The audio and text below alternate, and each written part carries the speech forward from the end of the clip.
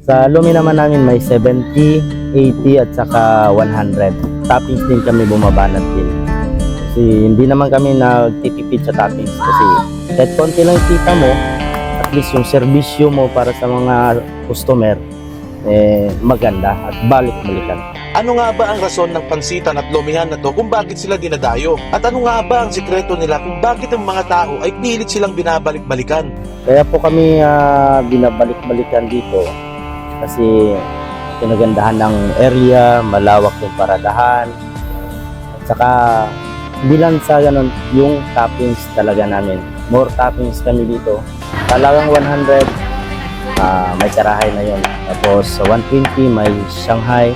Sa 150 maraming ding chicharon bulaklak. Halina't samahan nyo kaming tikman ang pinagmamalaki nilang lumihan dito sa Nangalisan, bayan ng Solana, Cagayan.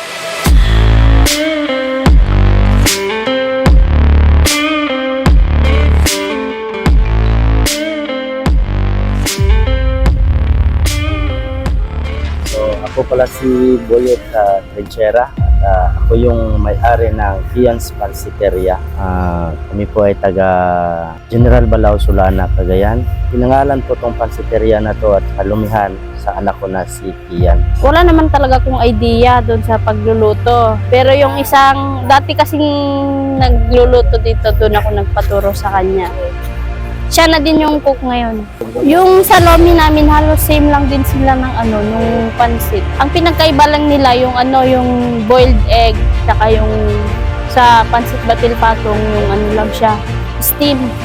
Ang nagustuhan ko sa lomi nila, super init na sinerve. Nagulat din ako kasi sobrang dami ng serving nila. Masarap yung toppings kasi bagong luto, lalo yung karahay. Tapos yung liver na linagay nila dun, tama lang yung luto, hindi siya matigas. Tamang-tama lang talaga yung lasa. Nagustuhan ko yung pansit kasi hindi siya mamantika at masarap yung crunch na binibigay ng karahay sa pansit nila. Balanseng-balanse lang yung Mickey at yung toppings. At higit sa lahat, ang nagustuhan ko dito yung magandang ambience. Ang presko kasi ng ambience, hindi crowded yung area.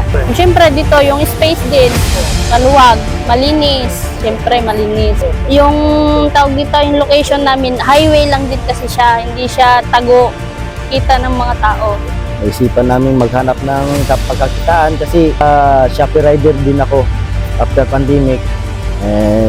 Ayun, nag-iisip kami ni Mrs. na mag-pansitan. Ito, nahanap namin itong pwesto. Dati ito may pwesto na to pero huminto na rin at yun, binili namin to.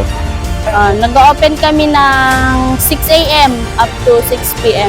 Monday to Sunday. Siguro, subukan nyo namang pumunta dito sa Kian's Pansiteria in Lumi. Dito lang sa Zone 7 ng Alisan. Ini-invite po namin kayo na i-try nyo din po yung mga hindi pa nakakakilala sa Kian's. Try nyo po yung pansit at lomi namin, masarap po. Hindi kayo magsisisi. Masarap, sulit. At saka yung paradahan nyo, hindi kayo magpo-problema sa paradahan, malawak.